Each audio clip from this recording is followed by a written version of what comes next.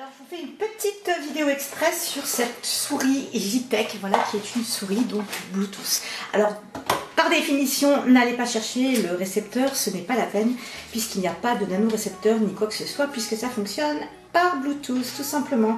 Donc je vais vous montrer globalement comment ça se passe et donc les boutons qui sont intégrés sur cette souris. Alors en fait, donc déjà pour activer le Bluetooth, c'est le petit bouton ici. Vous voyez là, hop, qu'on appuie quelques instants et voilà. Vous voyez ici le petit bouton LED où il s'est indiqué CPI qui s'allume. Donc déjà à la base, je vous signale aussi qu'il vous faut absolument une pile. Voilà, il s'agit d'une pile AA. Donc pensez-y, faut en avoir une puisque ce n'est pas livré avec. Mais c'est pas gênant puisque pour beaucoup il n'y a pas de pile hein, de toute façon quand on achète. Voilà. Donc alors cette souris est vraiment sympa, elle a une bonne ergonomie. Vous voyez sur les côtés là, il y a les revêtements donc qui sont un peu comme du silicone caoutchouté là. C'est vraiment non la prise en main est très très bonne. Alors le bouton CPI. Donc déjà, je sais que pour la plupart des utilisateurs, on ne se prend pas trop la tête à ce niveau-là. C'est-à-dire qu'en fait, ça vous permet de régler la sensibilité du capteur. Donc ça ira plus ou moins vite. Après, il faut essayer. Il y a 5 niveaux, 5 réglages en fait qui sont possibles sur cette souris. Donc il y a 800, la résolution de 800, 1200, 1600, 2000 et 2400.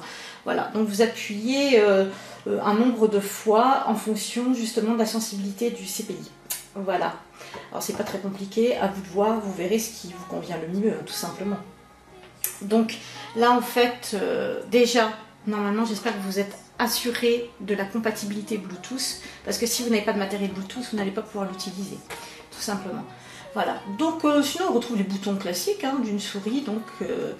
alors, hop, le clic droit, clic gauche, voilà la molette de défilement.